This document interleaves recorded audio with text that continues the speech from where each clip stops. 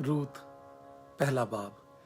और उन्हीं अय्याम में जब काजी इंसाफ किया करते थे, ऐसा हुआ कि उस सरजमीन में काल पड़ा और यहूदा के बैतलहम का एक मर्द अपनी बीवी और 2 बेटों को लेकर चला कि मोआब के मुल्क में जाकर बसे।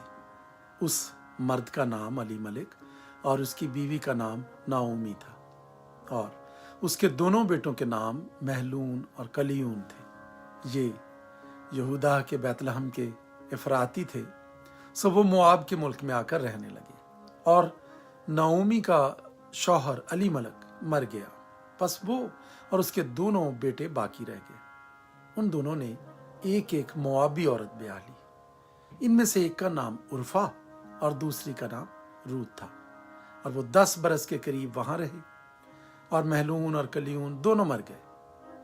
सो वो औरत अपने दोनों बेटों और खावंद से छूट गई।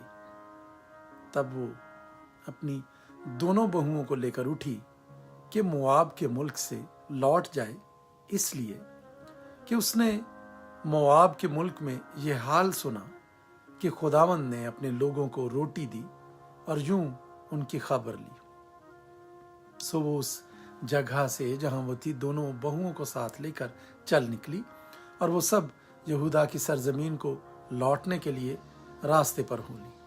और नाओमी ने अपनी दोनों बहुओं से कहा, तुम दोनों अपने अपने मेके को जाओ, जैसा तुमने मरहूमों के साथ और मेरे साथ किया, वैसा ही खुदावंद तुम्हारे साथ मेहर से पेश आए।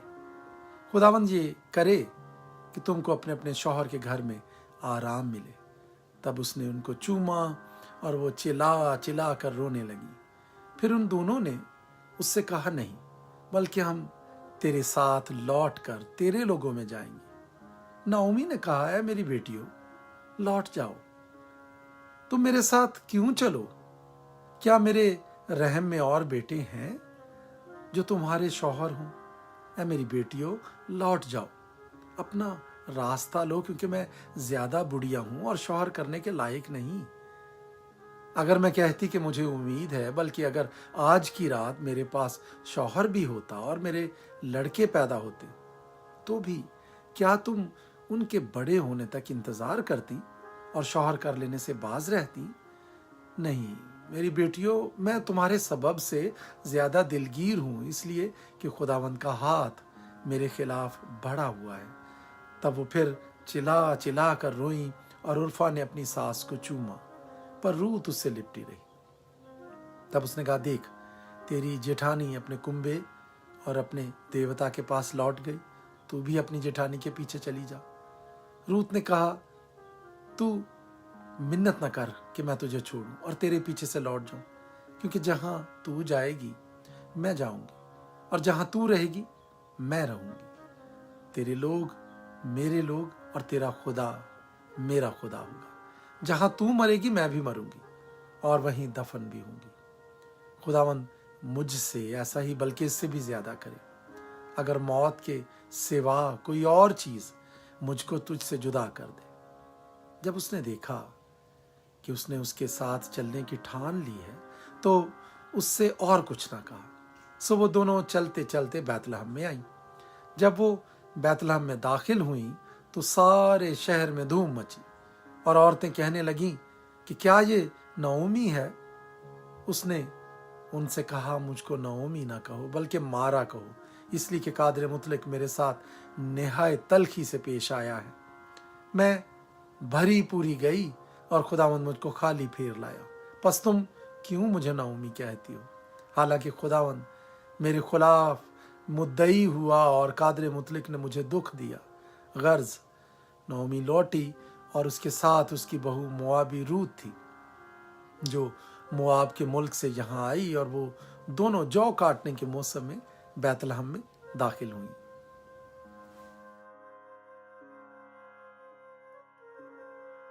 रूत दूसरा बाब। और नाओमी के शौहर का एक रिश्तेदार था जो अली मलिक के घराने का और बड़ा मालदार था, और उसका नाम बोएज था। सो मोआबी रूत ने नाओमी से कहा, मुझे इजाजत दे तो मैं खेत में जाऊं, और जो कोई करम की नजर मुझ पर करे उसके पीछे पीछे बालें चुनूं। उसने उससे कहा, जा मेरी बेटी। सो वो गई और खेत में जाकर काटने वालों के पीछे बालें चुनने लगी, और इत्तफाक से वो बोइज ही के खेत के हिस्से में जा पहुंची जो अली मलिक के खानदान का था। और बोइज ने बैतलहम से आकर काटने वालों से कहा, खुदावन तुम्हारे साथ हो। उन्होंने उसे जवाब दिया, खुदावन तुझे बरकत दे। फिर बोइज ने अपने उस नौकर से जो काटने वालों पर मुकर्रर था पूछा, ये किसकी लड़की है? उस नौकर ने जो काटने वालों पर मुकर्रर था जवाब दिया, ये वो मोआबी लड़की है जो नओमी के साथ मोआब के मुल्क से आई है। उसने मुझसे कहा था कि मुझको ज़रा काटने वालों के पीछे पूलियों के बीच बालें चुनकर जमा करने दे। सो ये आकर सुबह से अब तक यहीं रही, फक्त ज़रा सी देर घर में ठहरी थी। तब बोइज ने रूथ से कहा, है मेरी बेटी, क्या तुझे सुनाई नहीं देता? तू दूसरे खेत में बालें चुनने को ना जाना और ना यहाँ से निकलना, बल्कि मेरी छोकरियों के साथ साथ रहना। इस खेत पर जिसे वो काटते हैं तेरी आंखें जमी रहें और तू इन्हीं के पीछे पीछे चलना। क्या मैंने इन जवानों को हुक्म नहीं किया कि वो तुझे ना छुएं? और जब तू प्यासी हो तो बर्तनों के पास जाकर उसी पानी में से पीना जो मेरे जवानों ने भरा है।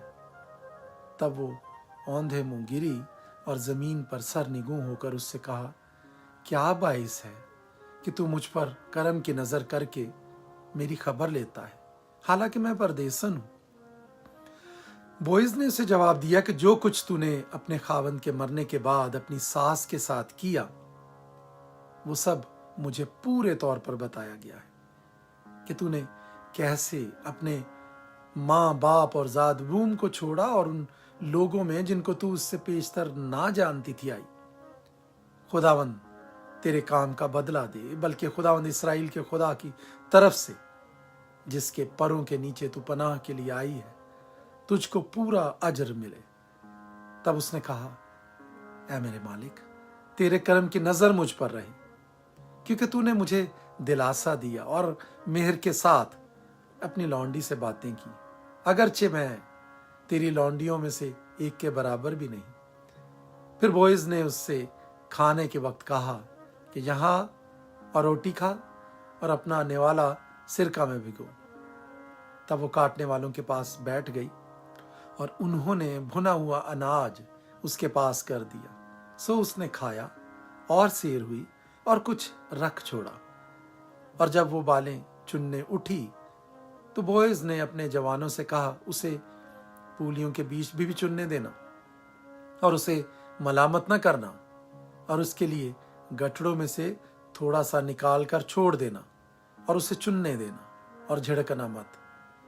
सो शाम तक खेत में चुनती रही और जो कुछ उसने चुना था उसे फटका और वो करीब 1 एफा जौ निकला।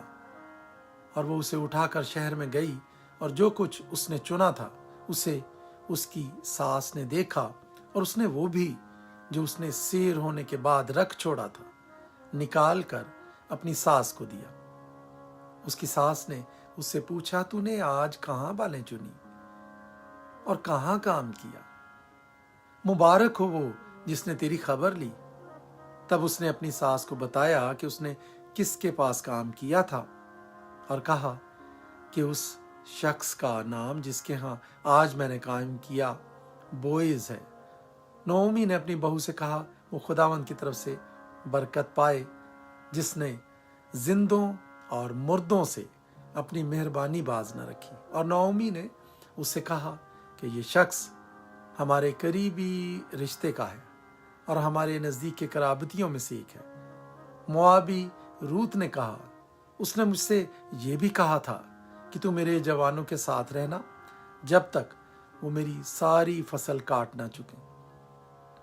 नाओमी ने अपनी बहू रूत से कहा, मेरी बेटी, ये अच्छा है कि तू उसकी छोकरियों के साथ जाया करे और वो तुझे किसी और खेत में ना पाए। सो वो बालें चुनने के लिए जौ और गेहूं की फसल के खात्मे तक बोइज के छोकरियों के साथ साथ लगी रही और वो अपनी सास के साथ रहती थी।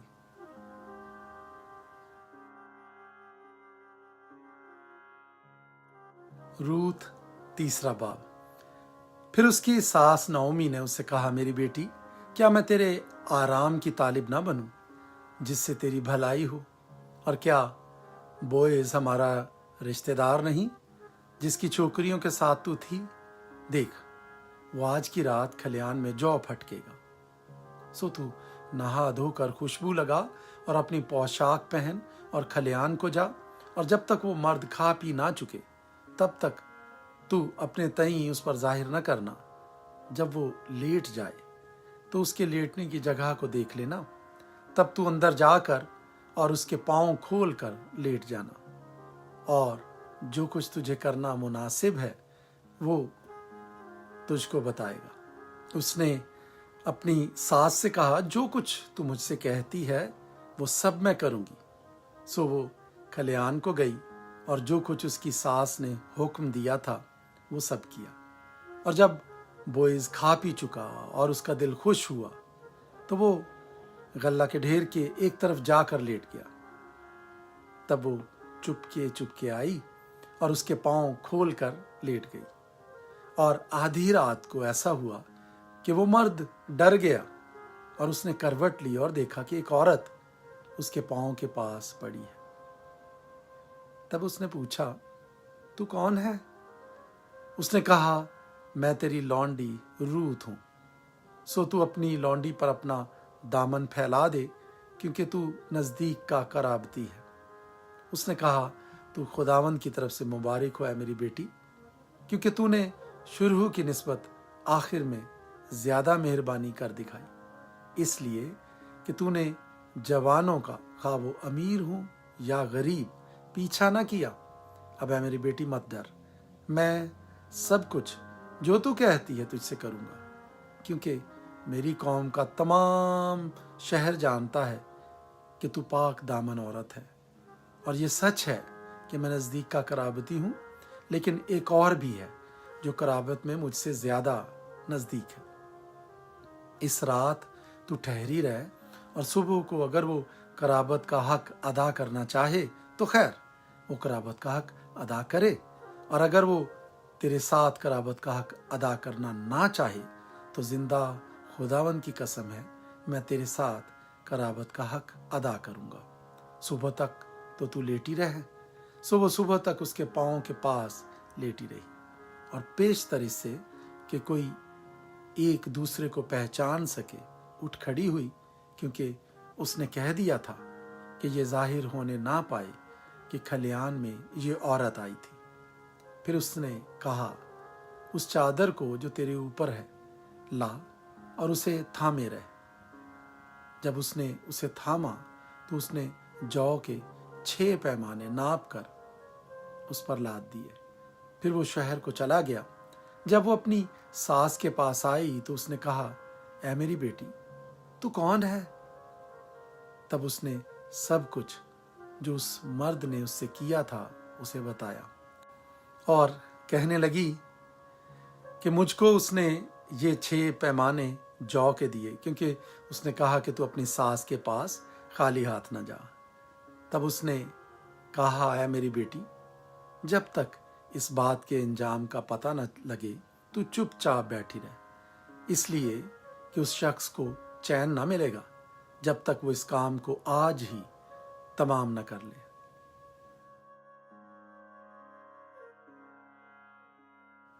रूथ चौथा बाब। तब बोइज फाटक के पास जाकर वहां बैठ गया, और देखो, जिस नजदीक के कराबती का जिक्र बोइज ने किया था वो आ निकला। उसने उससे कहा, अरे भाई, इधर आ और जरा यहां बैठ जा। सो वो उधर आकर बैठ गया। फिर उसने शहर के बुजुर्गों में से 10 आदमियों को बुलाकर कहा, यहां बैठ जाओ। सो वो बैठ गए।